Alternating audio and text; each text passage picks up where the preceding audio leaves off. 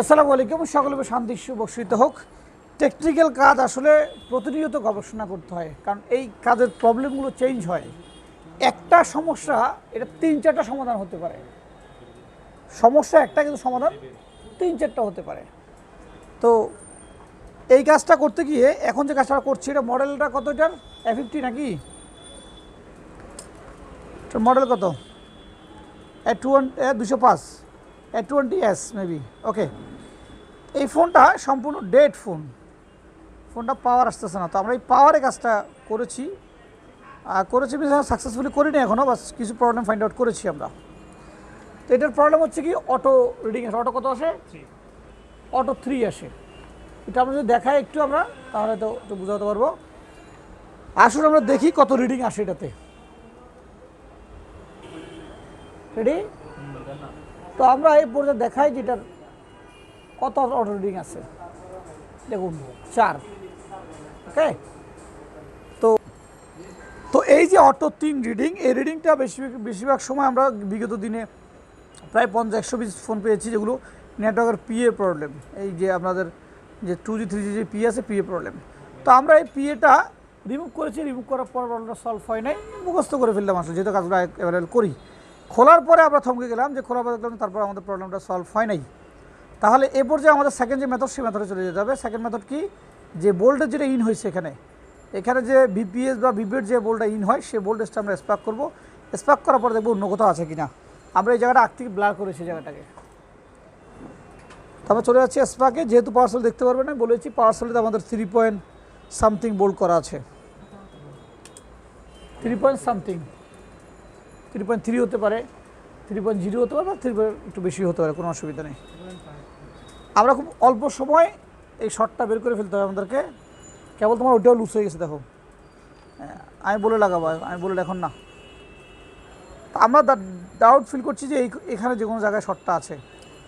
তো লাগানোর পাশাপাশি পরপরই মানে লাগানোর সাথে আমরা দেখবো যে এখানে কোথাও শর্টেজটা হচ্ছে। কেমন? ওকে, রেডি, স্টার্ট, লাগাও। এই যে দেখুন, এই সামান্য একটি ছোট্ট ক্যাপাসিটর, এই ছোট্ট একটি ক্যাপটার জন্য পুরো ফোনটা ডেড, সম্পূর্ণ ডেড। পৃথিবীর অনেক বড় বড় জিনিসকে ছোট ছোট জিনিস কিন্তু বাধা প্রদান করে। তো কখনো ছোট এবং বড় কাউকে আসলে ইগনোর করা উচিত নয়। এই কম্পোনেন্ট ছোট বলে একে আমরা ফলো আপ করবো না, বিষয়টা এমন না, একেও দেখতে হবে। কেন এটা শর্ট হয়েছে? কারণ এর সাথে ভোল্টেজ সম্পর্কিত। আমাদের যেই পিএ থেকে যে ভোল্টেজটা বের হয়েছে, সেই ভোল্টেজটা একাধিক জায়গায় ডেলিভারি করা হয়েছে। তো হয়েছে কি, কোনো কারণে সে ভোল্টেজটা ঠিকভাবে পায় নাই বা অতিরিক্ত পেয়েছে, যার ফলে এই জায়গাটা স্পার্ক করেছে। যেহেতু ক্যাপাসিটর নিজেই কারেন্ট ভেরিফাই করে বা কারেন্ট ফিল্টারেশন করে, কারেন্ট আউটপুট করে, যার কারণে সে নিজেই ক্ষতিগ্রস্ত হয়ে গেছে। একদিকে ভালো হচ্ছে, সে ক্ষতিগ্রস্ত হওয়ার কারণে অন্য অনেকগুলো আইসি বা পার্টস বেঁচে গিয়েছে, না হলে অনেক বড় বড় আইসি ক্ষতিগ্রস্ত হতে পারত। ওকে, আমাদের শর্টটি চলে গিয়েছে। তো ফোনটা দেখবে, ফোনটা এখন অন হচ্ছে কিনা। দেখুন, আমাদের সেই ডেড ফোনটি চালু হয়ে গিয়েছে, চার্জিংয়ের লোগো দেখাচ্ছে। যেহেতু ব্যাটারি একদম বসে গিয়েছে, শর্ট ছিল, ব্যাটারি উঠতে একটু সময় লাগবে। লোগো দেখা যাচ্ছে। তো আমাদের সাথে ছিল আমাদের এই 66 বেসের স্টুডেন্টরা, 65 বেসের স্টুডেন্টরা, যারা দীর্ঘদিন এখানে ট্রেনিং করছে। তো এখান থেকে তোমরা কী বুঝতে দেখি, আমাকে একজন একটু রিভিউ দাও।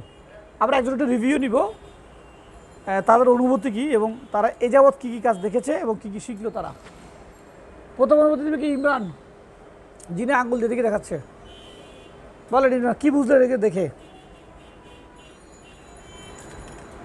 এখানে শর্ট যে আমরা যে ইয়েতে দেখছি, পাওয়ার সাপ্লাই দেখলাম যে পুরো ডেট ছিল। ডেটা পরে যখন আমরা পাওয়ার সাপ্লাই দেখলাম এটা কি সমস্যা, এটা দেখতেছি এখানে 4% শর্ট, 4.3% শর্ট।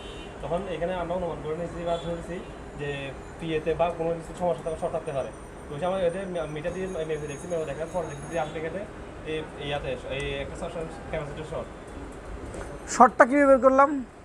শর্টটা ইয়াতে 3GP এটা তোলার পরে তারপর দেখলাম যে আমাদের শর্টটা যায় না।